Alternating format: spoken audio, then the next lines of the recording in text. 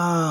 అదేది మనం 'సతీ సావిత్రి' సినిమాలో సావిత్రి యముడి వెంట పడి ఆహ్, తర్వాత పోరాడిన తర్వాత ఆయన వరం ఇస్తాడు. ఆ వరాలు ఇచ్చేటప్పుడు ఆ సినిమాలో గూడా అది ఉంటదనమాట.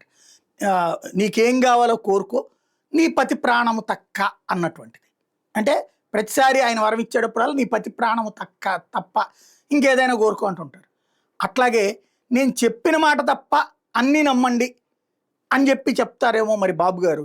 తాజాగా నిన్నగాక మొన్ననే కరెంట్ మీద రివ్యూ చేసేసి, కరెంటు జగన్ టైంలో అడ్డదిడ్డంగా చేసేస్తే నేను దాన్ని కాపాడేశాను. ఓ 9,000,00,00,000 మిగిల్చేశాను. జగన్ 9,000,00,00,000 నాశనం చేస్తే నేను మిగిల్చేశాను. అట్లాగే మొత్తం సంస్కరణలు చేసేశాను. అందుకనే కరెంట్ ఛార్జీలు తగ్గినియి అన్నారు. నేను అప్పుడే చెప్పా. ఏదైతే అంతకుముందే ఎక్కువ దోచుకున్నారో, ఆ ఎక్కువ దోచుకున్నటువంటి దాన్ని తీసేయమని చెప్పి ఎలక్ట్రిసిటీ రెగ్యులేటర్ కమిషన్ ఆదేశిస్తే, అది ట్రూ డౌన్ చేసి దాన్ని తను చేశానని చెప్పుకుంటున్నారు. వ్యవస్థను బాగు చేశానని చెప్పుకుంటున్నారు. ఇది అబద్ధం అన్నటువంటిది. క్రిందటేడాది 18,000,00,00,000 దాకేశారు. మళ్ళీ ఏం చేస్తారు నెక్స్ట్ ట్రిప్ అంటే, కాకపోతే ఒక్కటి సంతోషపడ్డా ఏంటంటే, మళ్ళీ పెరగనివ్వను అని చెప్పడం.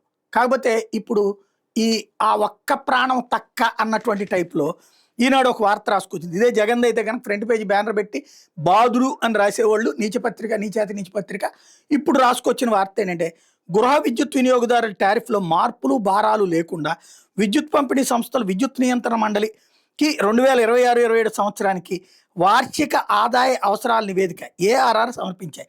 ఇళ్లపై సోలార్ రూఫ్ టాప్ ప్రాజెక్టులు ఏర్పాటు చేసుకునే వినియోగదారులకు ప్రస్తుతం అమల్లో ఉన్న టెలిస్కోపిక్ బిల్లింగ్ విధానానికి బదులు నాన్ టెలిస్కోపిక్ విధానం అమలుకు ప్రతిపాదించాయి. వాణిజ్య పారిశ్రామిక ఎల్టీ హెచ్టీ వినియోగదారులకు time of day TOD tariff వేళలు యూనిట్ టారిఫ్లో స్వల్ప మార్పులను డిస్కౌంట్లు ప్రతిపాదించాయి. రెవెన్యూ లోటు 15,651 కోట్లుగా చూపినాయి. అంటే అంత డబ్బులు మైనస్లో ఉందని. మరి విద్యుత్ వ్యవస్థ బాగు చేశాను, ఇంకా రూపాయి మిగులుతోంది, అందుకనే కరెంట్ ఛార్జీలు తగ్గించనని చెప్పి చంద్రబాబు గారు ఎట్ట చెప్పారు మరి? ఇదేమో నివేదిక, అధికారికంగా ఇచ్చిన నివేదిక. విద్యుత్ నియంత్రణ మండలి అంటే ఒక రకంగా ఓ జ్యుడిషియరీ బాడీ అది. వాళ్ళకి ఇచ్చారు ఇంత నష్టంలో ఉన్నాం అన్నటువంటి. డిస్కమ్లు సమర్పించిన లెక్కల ప్రకారం వాటిలో సర్దుబాట్ల తర్వాత ఆదాయ లోటు కమిషన్ ఇస్తుంది. వ్యవసాయానికి ఉచిత విద్యుత్ పథకం, ప్రభుత్వ సంక్షేమ పథకాల కింద ఇచ్చే విద్యుత్కి సంబంధించి ప్రభుత్వం సబ్సిడీ కింద ఎంత భరిస్తుంది, మిగిలిన మొత్తాన్ని ఎలా సర్దుబాటు చేయాలని దానిపై ఏపీఆర్సీ నిర్ణయం తీసుకుంది. అంటే ఇంత లాసుల్లో ఉన్నాం, ఈ డబ్బులు భర్తీ చేయండి అంటే ఇప్పుడు ప్రభుత్వం చెప్పాలి ఆ డబ్బులు తను పెట్టుకుంటుందా ఆ సబ్సిడీలు. ఎందుకంటే ఉచిత విద్యుత్ ఇస్తోంది ప్రభుత్వం, చంద్రబాబు గారు అని చెప్పుకుంటున్నారు, లేదా ఇదివరకు జగన్ గారు అంతకుముందు రాజశేఖర్. కానీ మనందరి జేబులోంచి డబ్బులు తీసుకుని వాళ్ళకు ఉచితంగా ఇచ్చి వీళ్ళ పేర్లు చెప్పుకోవడం ఏంటో అర్థం కాదు. నువ్వు ప్రభుత్వం సబ్సిడీ భరించాలి కదా, భరించట్లేదు ఇక్కడ, ఇది స్పష్టం. ఇకపోతే ఇళ్లపై సోలార్ యూనిట్లు ఏర్పాటు చేసుకునే వాళ్ళని ప్రోత్సహించాలని సీఎం చంద్రబాబు పదే పదే చెప్తుండగా దానికి విరుద్ధంగా డిస్కమ్లు టారిఫ్ ప్రతిపాదనలో సవరణలు ప్రతిపాదించాయి. ప్రస్తుతంలో విధానం ప్రకారం వినియోగదారుడు ఉత్పత్తి చేసిన విద్యుత్ కంటే అదనంగా వినియోగించిన విద్యుత్కు టెలిస్కోప్ విధానంలో లెక్కగట్టి డిస్కమ్లు బిల్లులు ఇస్తున్నాయి. దీన్ని సవరించి నాన్ టెలిస్కోప్ విధానంలో బిల్లులు వసూలు చేయాలని ప్రతిపాదించాయి. ఇది పచ్చిదగా. నాకు సోలార్ ఉంది, సోలార్కి పెడితే ఎట్లా అంటే ఎదురు డబ్బులు వస్తాయి అన్నారు.